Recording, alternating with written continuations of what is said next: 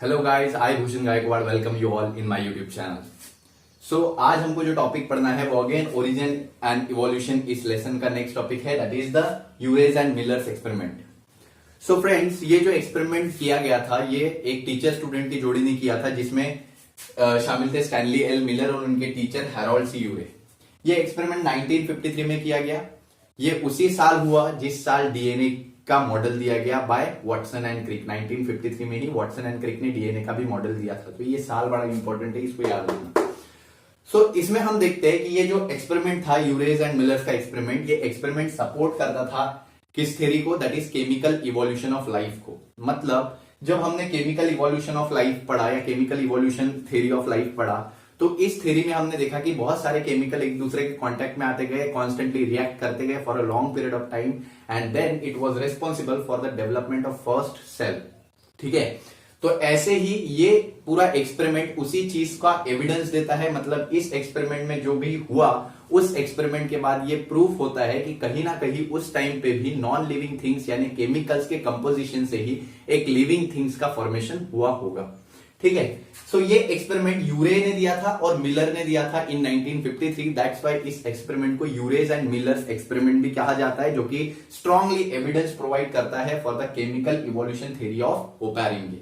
ठीक है, अब इस एक्सपेरिमेंट में उन्होंने क्या किया, इन्होंने प्रीबायोटिक कंडीशंस ऑफ अर्थ को सिमुलेट किया। सिमुलेशन करना मतलब वैसे ही कंडीशन को क्रिएट करना इन आर्टिफिशियल कंडीशन। प्रीबायोटिक अर्थ कैसी थी, जब अर्थ पे कोई भी लाइफ नहीं थी, उस टाइम पे अर्थ कैसी थी? उस टाइम पे अर्थ बहुत ही ज्यादा हॉट थी। हमने बोला उस टाइम पे अर्थ पे बहुत ही ज्यादा वॉल्केनिक एक्सप्लोजन हो रहे थे, बिजलियां कड़क रही थी, लाइटनिंग हो रही थी, यूवी लाइट डायरेक्टली अर्थ पे हीट करती थी because there were no ozone layer. ठीक है, तो ऐसी अर्थ की कंडीशन थी, अर्थ पे फ्री ऑक्सीजन प्रेजेंट नहीं था, एनारोबिक कंडीशन थी अर्थ की। तो ऐसी ही एक कंडीशन उन्होंने सिमुलेट की अपने एपरेटस के अंदर, मतलब वैसी ही कंडीशंस को क्रिएट किया अपने एपरेटस के अंदर। और हमने बोला केमिकल इवोल्यूशन में क्या हुआ कि पानी में धीरे धीरे जो मॉलिक्यूल्स थे, that is methane, ammonia, hydrogen, water, ये मॉलिक्यूल्स मिक्स होते गए, ये गैसेस मिक्स होती गई और लैटर इन्होंने एक सिंपल मॉलिक्यूल फॉर्म करना चालू कर दिया, जैसे कि अमीनो एसिड, मोनोसैकेराइड, ठीक है, फैटी एसिड, ग्लिसरॉल एक्सेट्रा। और उसके बाद जाके थोड़े और सिंपल मॉलिक्यूल से कॉम्प्लेक्स मॉलिक्यूल बने, that is polysaccharide, amino acid से प्रोटीन एक्सेट्रा एक्सेट्रा। तो ये जो थ्योरी है केमिकल इवोल्यूशन ऑफ लाइफ, इसी को एक्सप्लेन करता है ये एक्सपेरिमेंट, जिसमें हम कुछ सिंपल मॉलिक्यूल से, कुछ सिंपल एलिमेंट से कुछ मॉलिक्यूल्स बना के देखते हैं और उसी से पता लगता है कि अगर इस छोटे से इंस्ट्रूमेंट में ये हो सकता है तो बड़ी सी अर्थ पे भी ऐसा ही हुआ होगा उस टाइम पे, कि सिंपल मॉलिक्यूल एक दूसरे के कांटेक्ट में आए होंगे और कॉम्प्लेक्स मॉलिक्यूल बनाए होंगे, जिन्होंने आगे जाके माइक्रो सिस्टम और प्रोटोसेल यानी पहला सेल बनाया होगा। ठीक है, तो ये एक्सपेरिमेंट में यूरेज एंड मिलर ने एक ग्लास डिस्चार्ज ट्यूब को यूज किया, एक ऐसा ग्लास डिस्चार्ज ट्यूब, एक ऐसा एपरेटस जो उन्होंने यूज किया, जिसमें उन्होंने एक पूरे तरीके का ग्लास का एपरेटस लिया। और ये ग्लास डिस्चार्ज ट्यूब की स्पेशलिटी ये थी कि ये ट्यूब जो था वो बहुत ही ज्यादा हाई वोल्टेज ऑफ करंट को सहन कर सकता था।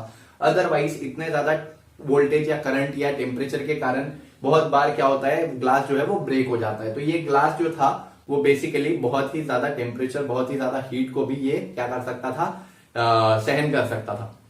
तो अब ये बात करते हैं that is urease and millers के एक्सपेरिमेंट के बारे में डिटेल में। अब इन्होंने ऐसी ही कंडीशन जैसी उस टाइम पे अर्थ पे थी वैसी ही कंडीशन को सिमुलेट किया, वैसी ही कंडीशन को यहाँ पे प्रोड्यूस किया। कैसे?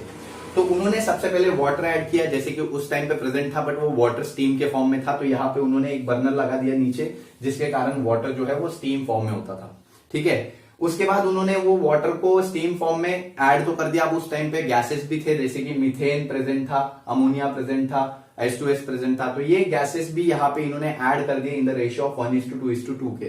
ठीक है, जिसमें मीथेन 1 मॉलिक्यूल अगर हम ऐड करते हैं तो अमोनिया और हाइड्रोजन के 2-2 मॉलिक्यूल। नाउ उसके बाद उन्होंने उस टाइम पे जो लाइटनिंग कंडीशन होती थी, एज अ कैटलिस्ट का जो काम करती थी, उस टाइम पे UV rays, lightning, volcanic explosion, ये एज अ कैटलिस्ट का काम करते थे। तो उसी के जैसे सिमुलेशन के लिए उन्होंने यहाँ पे कार्बन इलेक्ट्रोड्स ऐड कर दिए, जिसके वजह से बहुत ज्यादा इलेक्ट्रिक वोल्टेज प्रोड्यूस होता था, अबाउट 70,000 वोल्ट और 75,000 वोल्ट का ये करीब करीब इलेक्ट्रिक वोल्टेज होता था, जिसको इन्होंने यहाँ पे करंट के फॉर्म में, स्पार्क के फॉर्म में फॉर्म किया। जैसे हम दो वायर को कनेक्ट करते तो कैसा स्पार्क फॉर्म होता है, वैसे यहाँ पे बहुत जोर का स्पार्क फॉर्म होता था।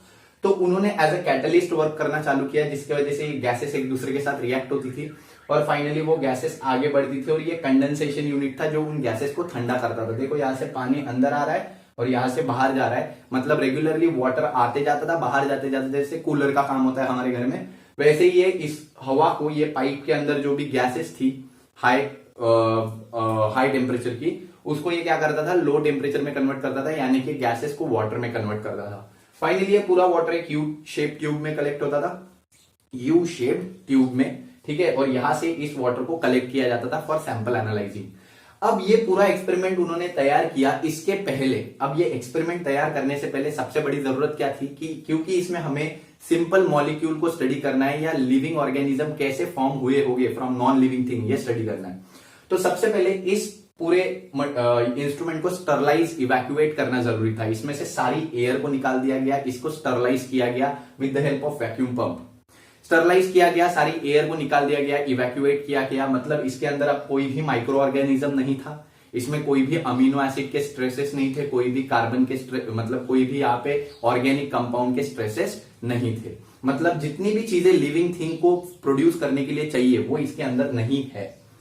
तो इससे ये साबित होता है कि आगे अगर ये चीजें यहाँ पे प्रोड्यूस होती है, इसका मतलब नॉन लिविंग थिंग से लिविंग थिंग प्रोड्यूस हो सकते हैं। तो बेसिक चीज है कि यहाँ पे कोई भी ऐसी चीज नहीं है, कोई भी ऑर्गेनिक कंपाउंड नहीं है, कोई भी हम बोल सकते हैं एंजाइम्स नहीं है, अमीनो एसिड नहीं है, प्रोटीन नहीं है, जिससे कि लाइफ फॉर्म हो सकती है। तो इसको पूरी तरीके से स्टरलाइज किया गया। फिर उसके बाद में उसमें वाटर ऐड किया, 1:2:2 के रेशियो में मिथेन, अमोनिया और हाइड्रोजन गैसेस ऐड की गई और इनका रिएक्शन होता गया, इनको बॉइल किया गया, जिसकी वजह से ये गैसेस चली आगे और ये इस कंटेनर में, इस चेंबर में आई, जहां पे बहुत ज्यादा हाई वोल्टेज का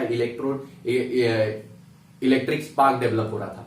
अब इसके वजह से ये जो इलेक्ट्रिक स्पार्क था, ये कैटलिस्ट का काम कर रहा था, ये केमिकल एक दूसरे के कांटेक्ट में आ रहे थे, नए बॉन्ड ब्रेक हो रहे थे, फॉर्म हो रहे थे और फाइनली ये गैसेस जो है वो नीचे कूल डाउन हो रही थी with the help of condenser और cooling jacket. And finally that gases converts into a liquid and that liquid is collected in a U shape tube.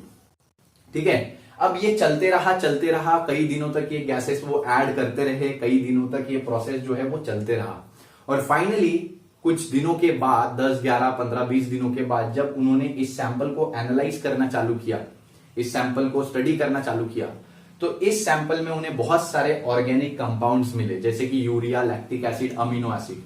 उस टाइम पे उनको 11 डिफरेंट अमीनो एसिड इसमें देखने को मिले और आगे जाके जब उसी एक्सपेरिमेंट के आगे, वो एक्सपेरिमेंट ऐसे ही रखा था, उसके कुछ 10-20 साल बाद फिर से जब उस एक्सपेरिमेंट के अंदर से जो है एक्सट्रैक्ट्स निकाले गए तो उसमें और भी ज्यादा अमीनो एसिड देखने को मिले।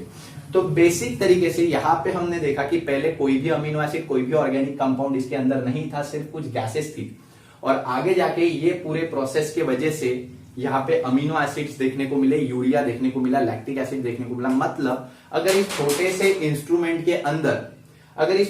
इंस्ट्रूमेंट के अंदर अगर अमीनो एसिड प्रोड्यूस हो सकते हैं सिर्फ कुछ गैसेस से, यूरिया प्रोड्यूस हो सकता है, तो ऐसे में हम बोल सकते हैं कि पुराने टाइम पे जो अर्थ पे प्रीबायोटिक कंडीशंस थी, उस टाइम पे बहुत सारे इनऑर्गेनिक, ऑर्गेनिक मॉलिक्यूल के वजह से ऐसे कंपाउंड भी फॉर्म हुए होंगे, amino acid and urea, lactic acid और ऐसे बहुत सारे न्यूक्लियोटाइड, फैटी एसिड। आगे जाके इन्होंने माइक्रो सिस्टम बनाया होगा, ठीक है, और ये एक बैक्टीरिया या वायरस सेल फॉर्म करने में कामयाब हुए होंगे, जैसे कि लाइफ अर्थ पे ओरिजिनेट हुई। तो बेसिकली ये थ्योरी सपोर्ट करती है, that is chemical evolution of life. ठीक है, तो अभी हम इसको एक बार समझ लेते हैं फिर से क्या हुआ। The experiment was conducted by the Stanley L Miller and its teacher Harold C Urey in 1953। ठीक है, they simulated a prebiotic Earth's environmental condition on the spark discharge tube. ठीक है, they use a apparatus called a spark discharge tube. The experiment was clearly providing the evidence for the chemical evolution of life. ठीक है, chemical evolution of theory given by Oparin.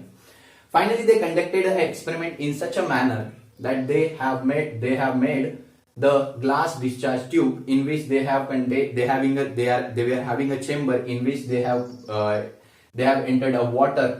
They have also included the gases like methane, ammonia and hydrogen in the ratio of 1:2:2. ठीक है, after that they provided a heat so that the water boiled and it passes through a chamber to that is the chamber in which there was a electrode. So it was producing about 70,000 to 75,000 voltage of electric spark, which was responsible for the gases to combine and form new bonds. ठीक है? After that, the gases were moving down to the condenser, which was responsible for cooling that gases and converting them into the liquid.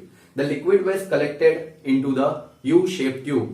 ठीक है? And that process was going on and on for several days. After collecting the fluid from that U-shaped tube for several days and studying it, they observed few amino acid as well as the urea, lactic acid, some kind of organic molecules in that. So they concluded, if such a small system can develop an organic molecule from these kind of gases, then prebiotic earth can also produce the life from non-living things. So that were the conclusion of the Urey's and Miller's experiment. If you like the video, अगर आपको video पसंद आया, then please like, share and subscribe. तब तक के लिए धन्यवाद.